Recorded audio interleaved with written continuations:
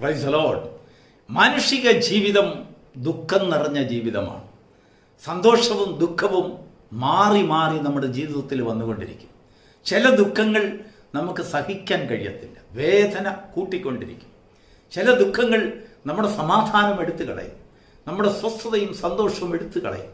ചില കലക്കങ്ങൾ എത്ര തീർത്താലും തെളിയത്തില്ല, അത് കലങ്ങി കലങ്ങി കലങ്ങി വരും. ദൈവത്തിന് മഹത്വം ഉണ്ടാകട്ടെ. സ്വന്തം ഭവനത്തിലുള്ളതായ കലക്കം ഒരിക്കലും തീരത്തില്ല. അതിങ്ങനെ അവസരം കിട്ടുമ്പോഴൊക്കെ ആ കലക്കങ്ങൾ പൊന്തി വന്നുകൊണ്ടിരിക്കും, പുതിയ പുതിയ കാരണങ്ങൾ തേടിക്കൊണ്ടിരിക്കും. ദാവീദിന്റെ ജീവിതത്തിൽ അങ്ങനെ ചില കലക്കങ്ങൾ തനിക്ക് അനുഭവിക്കാനിടയായി. ദൈവത്തിന് മഹത്വം ഉണ്ടാകട്ടെ. ഒരിക്കൽ താൻ ദൈവത്തോട് ചെന്ന് കരഞ്ഞപേക്ഷിക്കുകയാണ്. 55-ാം സങ്കീർത്തനം ദാവീദിന്റെ വലിയ സങ്കടത്തിന്റെ ഒരു സങ്കീർത്തനമാണ്. താൻ ദൈവത്തോട് പറയാണ്, കർത്താവേ, എനിക്ക് സഹിക്കാൻ കഴിയാത്ത രീതിയിൽ വേദനപ്പെട്ടെൻ്റെ സ്വസ്ഥതയും സമാധാനവും നഷ്ടപ്പെട്ടിരിക്കുന്നു. അധികാരമില്ലാഞ്ഞിട്ടല്ല, ഭക്ഷണമില്ലാഞ്ഞിട്ടല്ല, വസ്ത്രമില്ലാഞ്ഞിട്ടല്ല, സമ്പത്തില്ലാഞ്ഞിട്ടല്ല, വാഹനമില്ലാഞ്ഞിട്ടല്ല, ഭവനമില്ലാഞ്ഞിട്ടല്ല, ഇതെല്ലാം എനിക്കുണ്ട്. എങ്കിലും അസമാധാനം, എനിക്ക് ഉറക്കമില്ല. ഞാൻ എങ്ങനെ ഉറങ്ങും? ഓർക്കുന്തോറും എൻ്റെ ഹൃദയത്തിൽ ഭാരം വർദ്ധിച്ചു വരികയാണ്. കാരണം എന്താണെന്നറിയാമോ? എൻ്റെ ഹൃദയം എൻ്റെ ഉള്ളിൽ വേദനപ്പെട്ട് മരണഭീതിയും എൻ്റെ മേൽ വന്നിരിക്കുന്നതിൻ്റെ കാരണം ഞാൻ പ്രതീക്ഷിക്കാത്ത ചിലരിൽ നിന്ന് എനിക്ക് വലിയ ഉപദ്രവം. ഞാൻ അവരിൽ നിന്ന് ആ ഉപദ്രവം ഉണ്ടാകുമെന്ന് ഒരിക്കലും വിചാരിച്ചില്ല. ഞാൻ സ്നേഹിച്ചവർ, എന്നോടൊപ്പം ഭക്ഷിച്ചവർ, എന്നോടൊപ്പം സഞ്ചരിച്ചവർ, എന്നോടൊപ്പം ആരാധിച്ചവർ, ഞാൻ അറിയാതെ എനിക്ക് വേണ്ടി പല കെണികളും ഒരുക്കി എന്നെ വീഴ്ചയിലാക്കുവാൻ, തളർച്ചയിലാക്കുവാൻ, എന്നെ നിസ്സാരനാക്കുവാൻ, എന്നെ ശാപഗ്രസ്തരാക്കുവാൻ, എൻ്റെ ജീവിതത്തിലെ സങ്കടങ്ങളും നിലവിളികളും കേട്ട് സന്തോഷിക്കുവാൻ അവർ എനിക്ക് വേണ്ടി പതിയിരിക്കുന്നെന്നറിഞ്ഞപ്പോൾ, ദൈവമേ, എനിക്കിനി ജീവിച്ചിരിക്കണമെന്ന് തോന്നുന്നില്ല. ദാവീദ് ദൈവത്തോട് പറയാണ്, എനിക്ക് 2 ചിറകുണ്ടായിരുന്നെങ്കിൽ ഞാൻ പറന്ന് ദൂരത്ത് പോയി മരുഭൂമിയിൽ പാർക്കുമായിരുന്നു. കാരണം ആരുടെ ഉപദ്രവവും ഇനി കേൾക്കണ്ട, കാണണ്ട, ഞാൻ തനിച്ചവിടെ കിടന്ന് മരിച്ചോളാം. നമ്മൾക്കെല്ലാവർക്കും അങ്ങനെയുള്ള ചിന്തയുണ്ടാകും. നമ്മുടെയും ജീവിതത്തിൽ ഇങ്ങനെയുള്ള ഒരു ബുദ്ധിമുട്ടുകളിൽ കൂടെ പോകുമ്പോൾ, നമുക്കുള്ളവർ നമ്മെ ഉപദ്രവിക്കുമ്പോൾ ഇങ്ങനെയുള്ള ഒരു അസ്വസ്ഥതയും അസമാധാനവും ഉണ്ടാകും. ചിലരോടൊക്കെ ആണെങ്കിൽ നമുക്ക് പകരം ചെയ്യാം, ചില ശത്രുക്കളോട് പടവെട്ടാം, ചില ശത്രുക്കൾക്ക് തക്കതായ മറുപടി നമുക്ക് കൊടുക്കാം.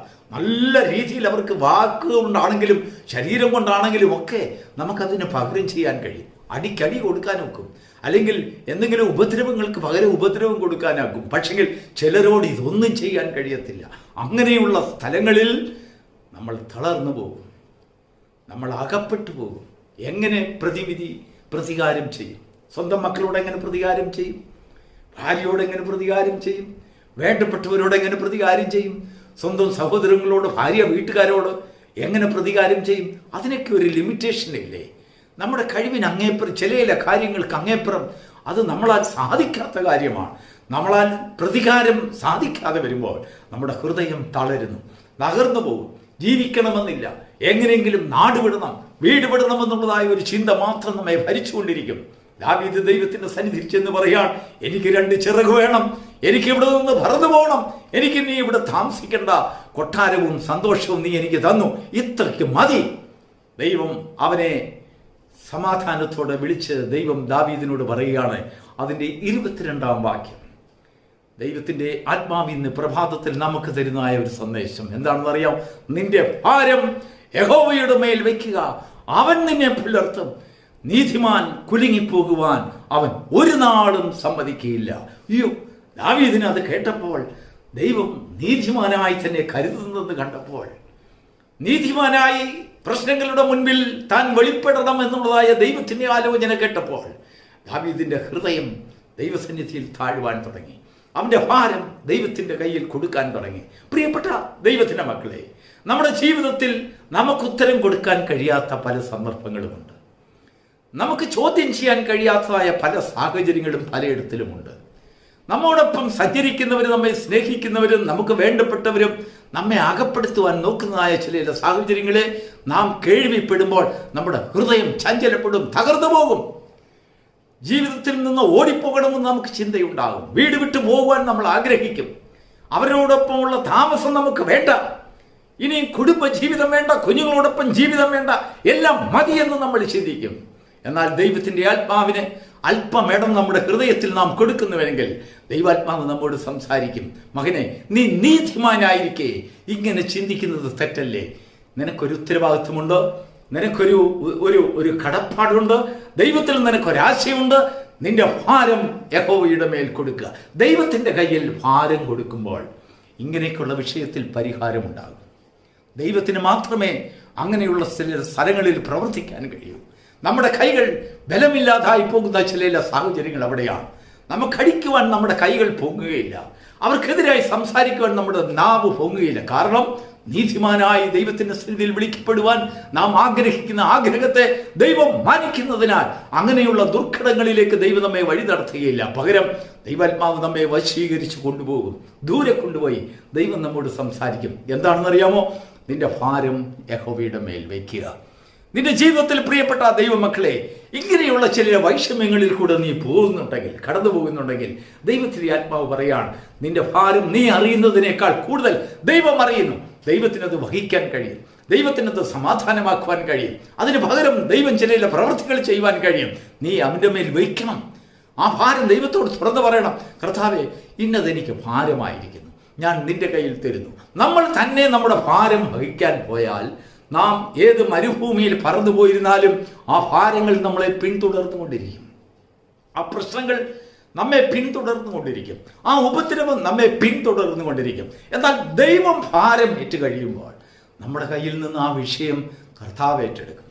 ദൈവത്തിന് ചില പ്രവൃത്തികൾ അവിടെ ചെയ്യുവാൻ കാണും. അതിൻ്റെ പ്രവൃത്തികളുടെ അന്ത്യം നാം കണ്ടുകൊണ്ട് ദൈവത്തിൽ സന്തോഷിക്കും. കർത്താവ് നമ്മെ നീതിമാന്മാരായിരിക്കുവാൻ വിളിച്ചല്ലോ എന്ന്. അപ്പോഴാണ് നമ്മുടെ ജീവിതത്തിൽ സന്തോഷമുണ്ടാകുന്നത്. നീതിമാന്മാരായിരിക്കാൻ നിങ്ങൾ ആഗ്രഹിക്കുന്നുണ്ടോ എങ്കിൽ നിങ്ങളുടെ ഭാരം യഹോവയുടെ മേൽ വയ്ക്കുക. നീതിമാനായിരിക്കുന്നവർക്ക് ദൈവം കൊടുക്കുന്ന പ്രതിഫലം, ഈ ഭൂമിയിൽ വെച്ച് ദൈവം കൊടുക്കുന്ന പ്രതിഫലം, അവരുടെ ഭാരങ്ങളെ കർത്താവ് വഹിക്കുന്നു എന്നുള്ളതായ ആർക്കും ലഭിക്കാത്തതായ സൗഭാഗ്യമാണ്. ഈ ജീവിതത്തിൽ നമുക്ക് തരുന്നതായ സമാധാനം, ഭാരം യഹോവയുടെ മേൽ വെച്ചുകൊണ്ട് വിശ്രാമ ജീവിതം നയിക്കുന്ന ക്രിസ്തീയ ജീവിതം. ഈ ക്രിസ്തീയ ജീവിതത്തിൽ അത് മാത്രമാണ് ദൈവം നമുക്കായി കരുതി വെച്ചിരിക്കുന്ന ഈ ലോകത്തിലെ ഒരു സൗഭാഗ്യം. ഈ ലോകത്തിൽ വെച്ച് ദൈവം പ്രശ്നങ്ങളെ കണ്ട് സമാധാനം അനുഭവിപ്പാൻ നമുക്ക് കൃപ തരുന്നു, സന്തോഷിപ്പാൻ കൃപ തരുന്നു. ആപത്ത് കാണുമ്പോൾ ഇങ്ങനെയൊക്കെയുള്ളതായ ചില ആപത്തുകൾ നമ്മുടെ പുറകിൽ നിന്ന് നാം അറിയാതെ നമുക്കെതിരായി പ്രവർത്തിക്കുമ്പോൾ അതിനെ നോക്കി പുഞ്ചിരിച്ചുകൊണ്ട് കർത്താവ് നിന്റെ ഭാരത്തെ ഏറ്റെടുത്തു, നിന്റെ പ്രതിയോഗിയോട് സംസാരിക്കുവാൻ കർത്താവിന് കഴിയും. എൻ്റെ ദൈവത്തിൽ ഞാൻ ആശ്രയിക്കുന്നതിനാൽ ഞാൻ കുലുങ്ങിപ്പോകുവാൻ ഞാൻ സമ്മതിക്കുകയില്ല എന്ന് നമ്മുടെ ഹൃദയത്തിൽ നിറഞ്ഞ് നാം സന്തോഷിക്കുമ്പോൾ ആ സന്തോഷം സ്വർഗം മുദ്രയിടും, ദൈവം മുദ്രയിടും. ദൂതന്മാർ നമുക്ക് വേണ്ടി ഇറങ്ങി വരും. ചില വിഷയങ്ങളുടെ മുൻപിൽ നാം അറിയാത്ത സാഹചര്യങ്ങളിൽ ദൈവം നമുക്ക് വേണ്ടി പ്രവർത്തിക്കും. ചില പ്രവർത്തികൾ ദൈവം ചെയ്യുന്നത് നാം പറയുന്നത് പോലെ ആയിരിക്കില്ല, നമ്മുടെ സമയത്തായിരിക്കില്ല, നാം ഉദ്ദേശിക്കുന്ന രീതിയിലും കരുത്തോടെയും ആയിരിക്കത്തില്ല. കാരണം ആ പ്രവൃത്തിയിൽ കൂടെ അതിന് പകരമായി ദൈവം ചെയ്യുന്ന ചില പ്രവൃത്തികളിൽ കൂടെ നിന്റെ ശത്രുവിനെയും നീതിമാനാക്കുവാൻ ദൈവം ഒരു പക്ഷെങ്കിൽ പദ്ധതി ഇടുന്നുണ്ടായിരിക്കാം. അവനിൽ പശ്ചാത്താപം വരുത്തുവാനുള്ള ഒരു സാഹചര്യം ചിലപ്പോൾ ദൈവം നീട്ടിക്കൊടുത്തുകൊണ്ടിരിക്കും. കാരണം അവനെയും നഷ്ടപ്പെടുത്തി കളയുവാൻ സ്വർഗം ആഗ്രഹിക്കുന്നില്ല. ഇത് വലിയൊരു മർമ്മമാണ്. നമ്മൾ പലപ്പോഴും വിചാരിക്കും നമ്മോട് എതിരിടുന്ന ശത്രുക്കളെ ദൈവം ഒരു നിമിഷം കൊണ്ടങ്ങ് ചുട്ടരിച്ച് കളയുന്നില്ല. ദൈവം അങ്ങനെ ചെയ്യുകയില്ല. നിന്റെ ശത്രുക്കളെ നിന്റെ മുൻപിൽ കൊണ്ടുവന്നിട്ട് നിന്നോട് ദയ കാണിക്കുവാനും നിന്നോട് സ്നേഹമായിരിക്കാൻ ശത്രുക്കളെയും നിന്നോട് ഇണക്കിക്കൊണ്ട് ദൈവം അവനെയും നീതിമാനായിരിക്കുവാൻ ഉള്ള ഒരു ഭാഗ്യാവസ്ഥയിലേക്ക് നടത്താമോ എന്ന് ദൈവത്തിൻ്റെ ആത്മാവ് പരിശ്രമിക്കും. അങ്ങനെയുള്ളവർക്ക് മാത്രമേ സ്വസ്ഥത അനുഭവിക്കാൻ കഴിയുള്ളൂ. ആ വെളിപ്പാടുള്ളവർക്ക് മാത്രമേ ദൈവം ചെയ്യുന്നതായ കാര്യങ്ങളിലൊക്കെയും സ്വസ്ഥതയുള്ളതായ ചില അനുഭവങ്ങളിൽ കൂടെ കടന്നു പോകാൻ കഴിയുള്ളൂ. ഇല്ല എങ്കിൽ നമ്മുടെ മനസ്സ് ദൈവത്തോട് നീരസപ്പെടും. എന്താണ്? ദൈവത്തോട് പറഞ്ഞിട്ടും എൻ്റെ ഭാരം ദൈവത്തോട് പറഞ്ഞിട്ടും ദൈവം ചെയ്യുന്നില്ലല്ലോ എന്നോർത്ത് നമ്മുടെ ഹൃദയം വേദനിച്ചു കൊണ്ടിരിക്കും. യോനയ്ക്ക് അതാണ് സംഭവിച്ചത്. യോന പ്രസംഗിച്ചു. വീണ്ടും ആ ജനം, നിലവിലുള്ള ജനത്തിന്റെ കഷ്ടത കാണുവാൻ, അവർ നശിക്കുന്നത് കാണുവാൻ യോന പോയി ദൂരെ കാത്തുകൊണ്ടിരുന്നു. എങ്കിലും ദൈവത്തിന്റെ പദ്ധതിയോ അവരെ രക്ഷിക്കുക എന്നുള്ളതായിരുന്നു. Praise the Lord. നാം പറയുന്നത് പോലെയും നാം പ്രസംഗിക്കുന്ന പോലെയും നാം ചിന്തിക്കുന്നത് പോലെയും പ്രിയരെ പലപ്പോഴും സാധിച്ചു എന്ന് വരികയില്ല, നടന്നെന്ന് വരികയില്ല. ദൈവത്തിന്റെ പദ്ധതി അവിടെ നടപ്പാക്കുമ്പോൾ ദൈവം സ്നേഹത്താൽ സകല മനുഷ്യരെയും ഒരു ജഡവും നശിച്ചു പോകാതെ അവന്റെ രക്ഷയുടെ പാതയിലേക്ക് കടന്നു വരുവാൻ ദൈവം ചില പദ്ധതികൾ ഒരുക്കും. നിന്നോട് ശത്രുവായി ഒരു മനുഷ്യന് മാറുവാൻ അങ്ങനെയുള്ള ഒരു സാഹചര്യത്തിലേക്ക് അവനെ നടത്തുന്നതിന് വേണ്ടിയായിരിക്കാം ദൈവം അത് സൃഷ്ടിച്ചത്. ദൈവത്തിന് സ്തോത്രം. നമ്മെ ദൈവത്തിന്റെ പദ്ധതി ഇല്ലാതെ ഒരു മനുഷ്യർക്ക് നമുക്ക് ശത്രുവായിരിക്കാൻ കഴിയുകയില്ല. നമ്മോടൊപ്പം അല്ലെങ്കിൽ നമ്മോട് വിരോധിക്കുവാൻ കഴിയില്ല. നമുക്കെതിരായി പ്രവർത്തിക്കുവാൻ, നാവെടുക്കുവാൻ, നമുക്കെതിരായി ചില ക്രിയകൾ ചെയ്യുവാൻ ദൈവം അവരെ സമ്മതിക്കുകയില്ല. അവർ ചെയ്യുമ്പോൾ ദൈവത്തിന് ആ വിഷയത്തിൽ ചില പദ്ധതികളും ചില മാർഗങ്ങളും ദൈവം ക്രമീകരിച്ചിട്ടുണ്ടാകും. Praise the Lord. എന്നാൽ ദൈവം നമ്മോട് ചെയ്യുന്നതായ ഒരു ഉത്തരവ് അല്ലെങ്കിൽ നമുക്ക് തരുന്നതായ ഒരു കടപ്പാട്, നിന്റെ ഭാരം യഹോവയുടെ മേൽ വെക്കുക, അവൻ അത് നിർവഹിക്കും. നിന്റെ കഷ്ടത കർത്താവ് കാണും, നിന്റെ സങ്കടം കർത്താവ് കാണുന്നുണ്ട്.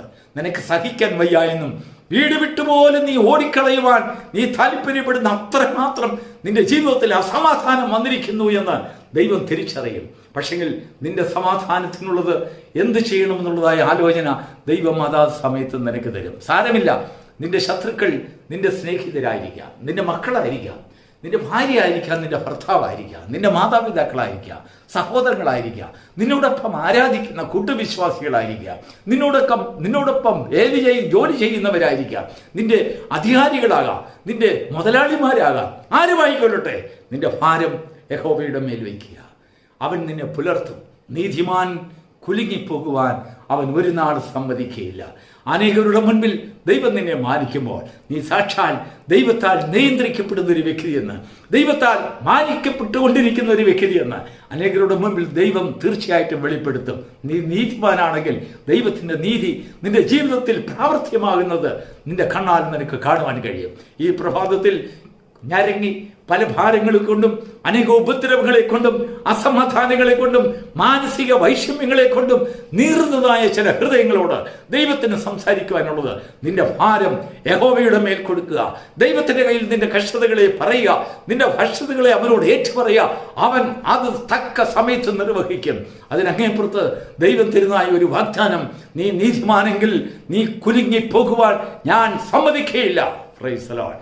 ദൈവത്തിന്റെ സന്നിധിയിൽ നീതിമാനായിരിക്കാൻ, ദൈവസമാധാനം അനുഭവിപ്പാൻ തക്കണം ഈ പ്രഭാതം നമുക്കൊരു മാർഗദർശനമായിരിക്കട്ടെ. God bless you.